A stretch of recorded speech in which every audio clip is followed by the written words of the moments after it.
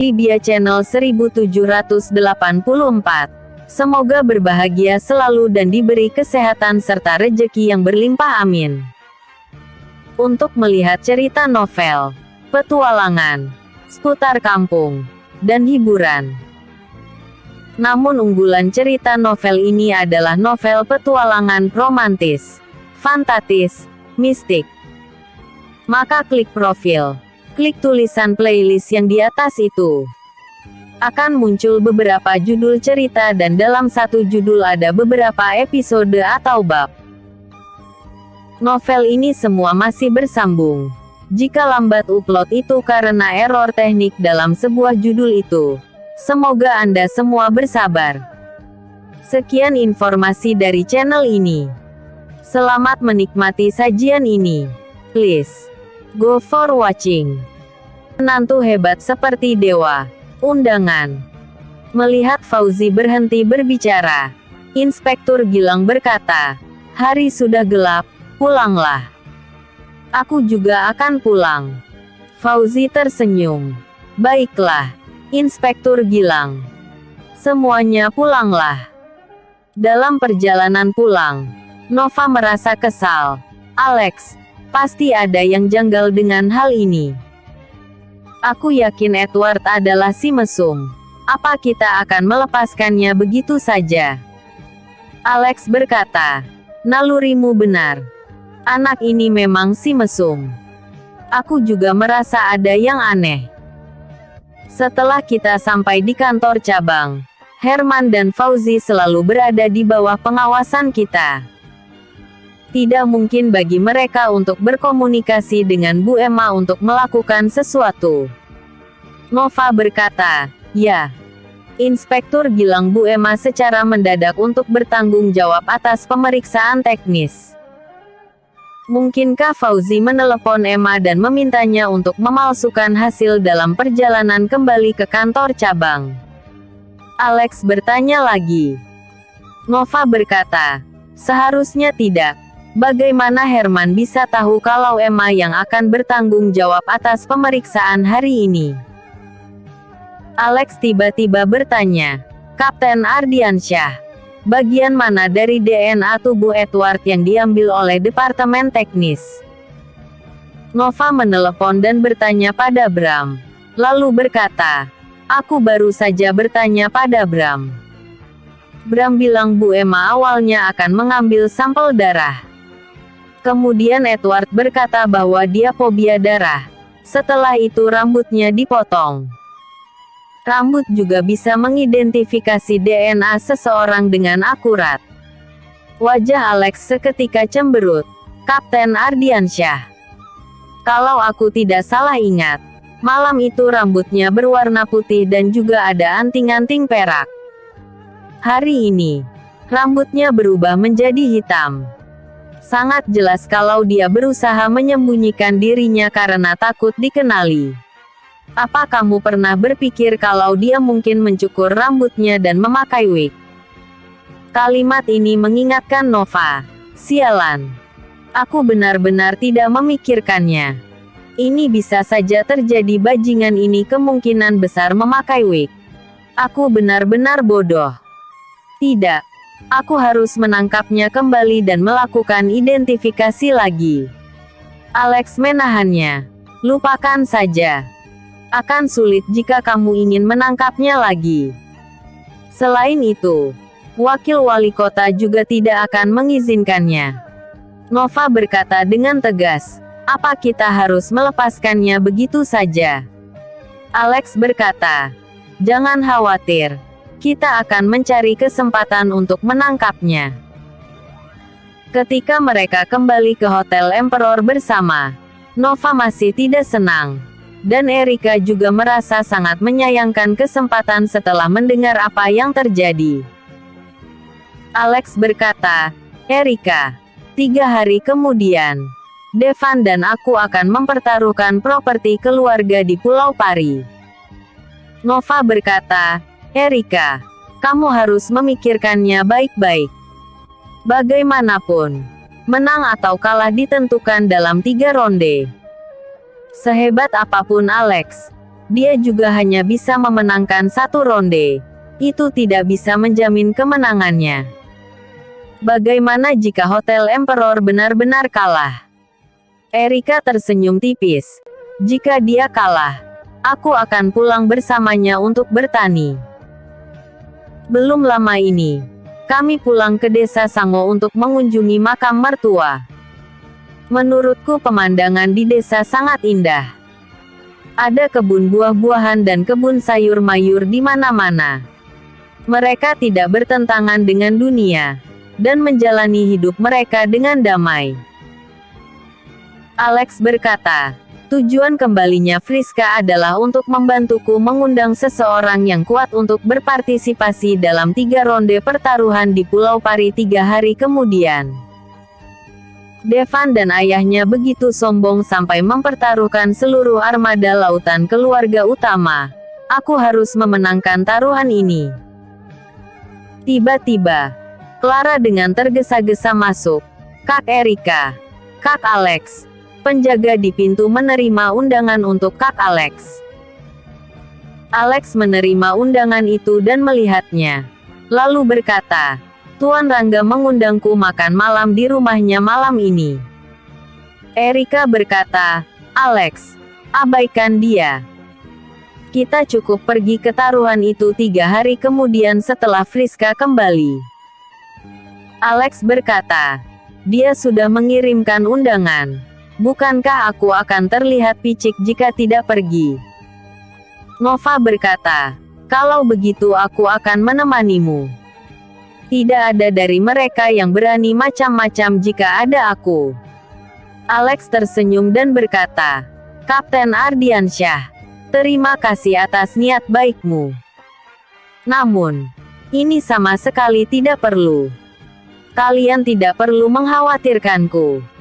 Mereka tidak dapat melakukan apapun kepadaku bahkan jika aku pergi sendiri. Pukul 7 malam, sebuah BMW X5 berhenti di depan Villano 3 di Gunung Runju. Begitu pintu terbuka, Alex yang berbadan kokoh dan berkulit gelap keluar dari mobil.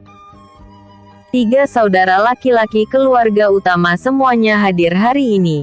Tetapi Devan tidak terlihat dimanapun. Setelah teh disajikan, Rangga langsung terus terang dan menunjuk sungai panjang di kejauhan dengan jarinya. Alex, aku sangat senang kamu datang kali ini. Sejujurnya, aku sangat menghargai kemampuanmu.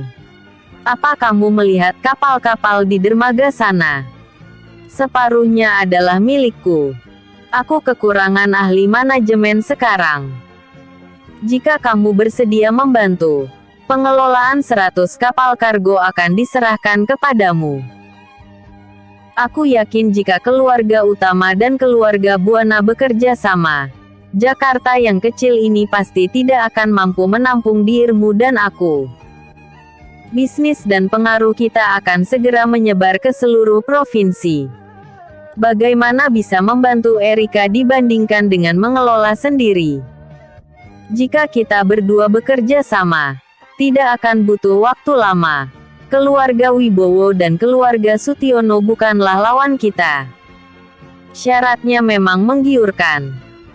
Namun, Alex tersenyum tipis. Hehe, terima kasih Tuan Rangga atas dukunganmu. Tapi aku sudah terbiasa hidup bebas. Aku masih ingin berusaha sendiri. Rangga menggelengkan kepalanya. Beberapa orang memang berusaha secara membabi buta ketika masih muda. Dan pada akhirnya, tidak ada yang tercapai.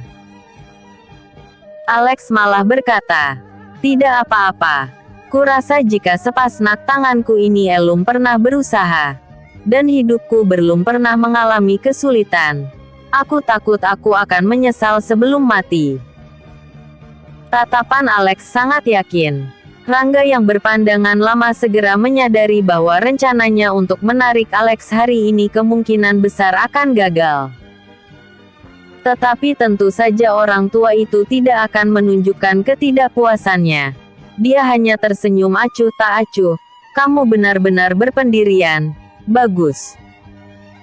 Pemikiranmu sama seperti ketika aku masih muda. Kalau begitu aku akan menunggu waktu itu tiba. Aku mengundangmu hari ini untuk makan malam keluarga dan mencicipi masakan kokiku. Jadi jangan sungkan. Alex tersenyum. Terima kasih untuk perjamuannya. Perjamuan itu ditempatkan di teras. Di teras rumah Rangga terdapat 2 lentera yang menyala. Cahaya lentera menciptakan suasana hangat dan nyaman. Di sana juga ada saudara Rangga. Selain itu, ada juga Mega, putri Rangga, dan Nia, pacar Devan. Kedua wanita itu berdandan hari ini. Keduanya menuangkan minuman dan mengambilkan sayuran untuk Alex. Terlihat jelas mereka memperlakukan dia sebagai tamu VIP.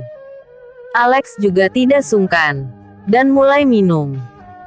Nia berdiri dan menuangkan minuman untuk Alex. Alex, Erika dan aku punya kesalahpahaman pada acara reuni hari itu. Aku minta maaf.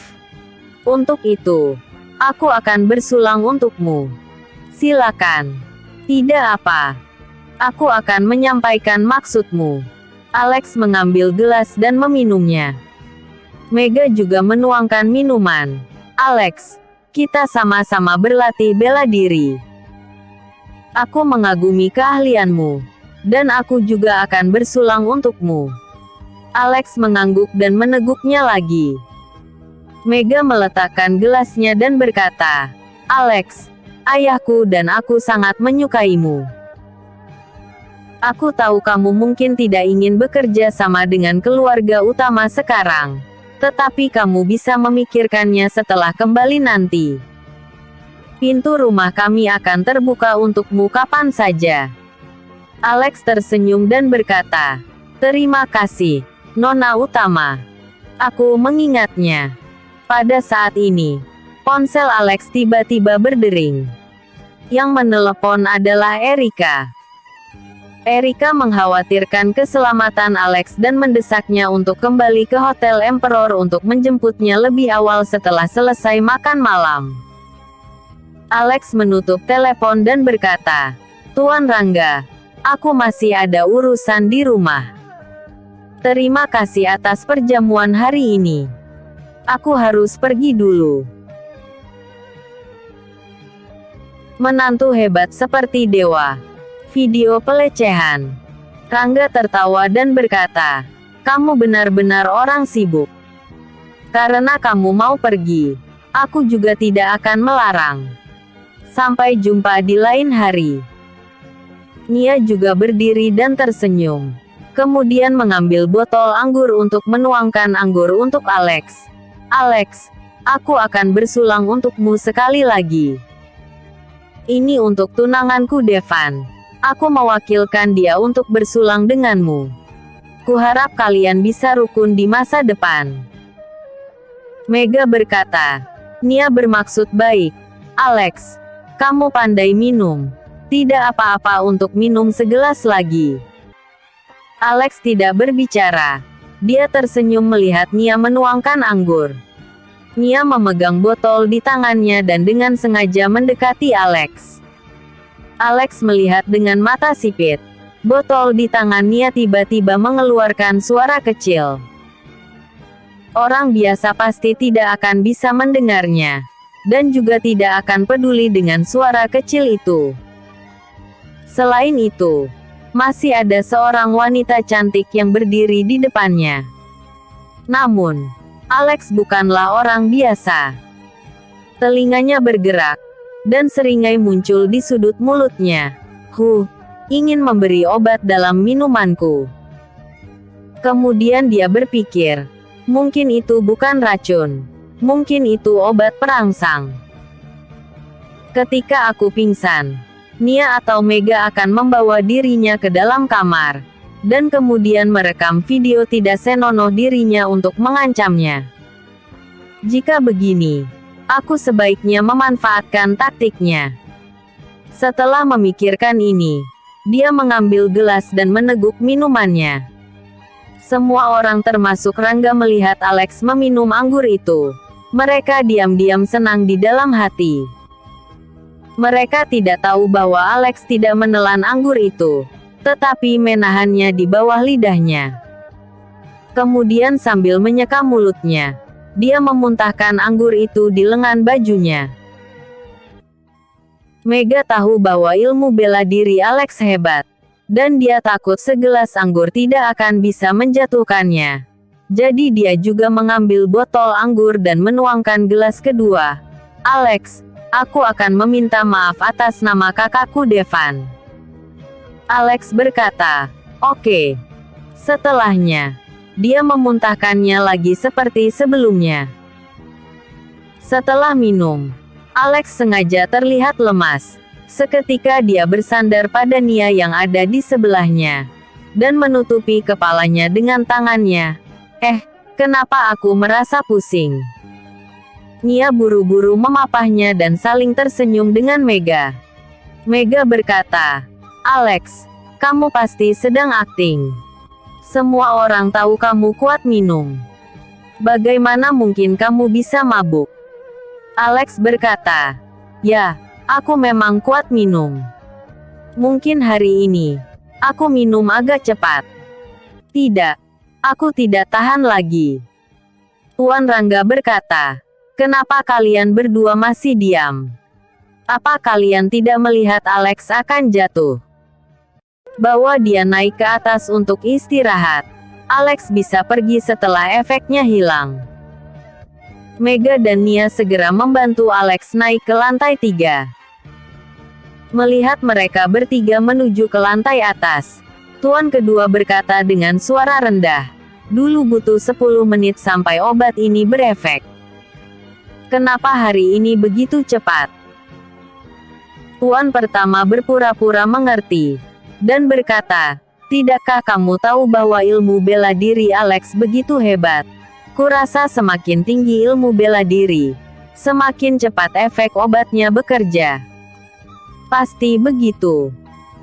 Tuan kedua berkata, aku ingat dalam novel mengatakan bahwa jika ilmu bela diri semakin tinggi, maka efek obat akan semakin lama.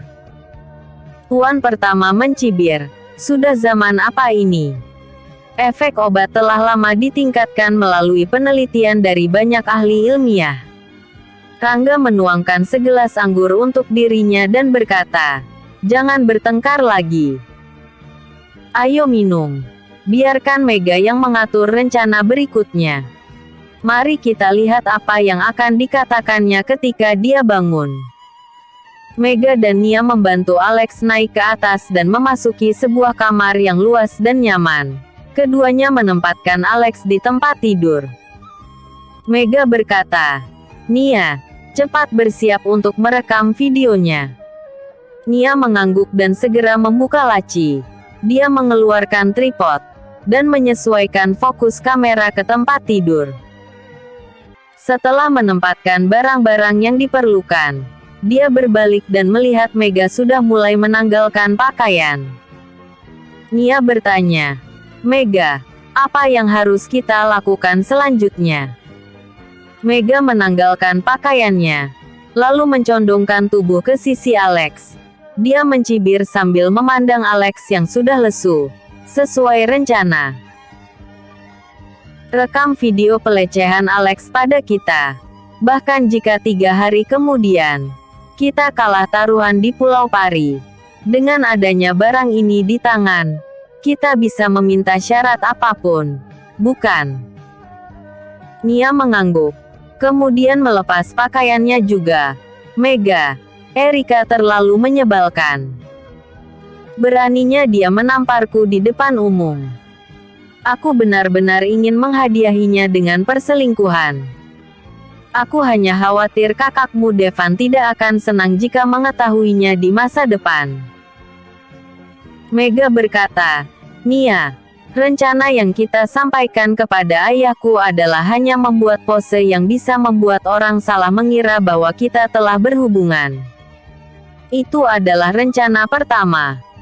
Sekarang, kita sedang menjalankan rencana kedua.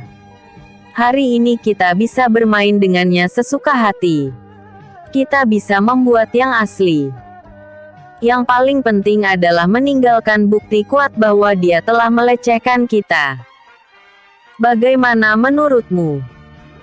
Nia ragu-ragu sejenak, lalu berkata, demi kekayaan keluarga utama, aku mau tidak mau harus mengorbankan diri.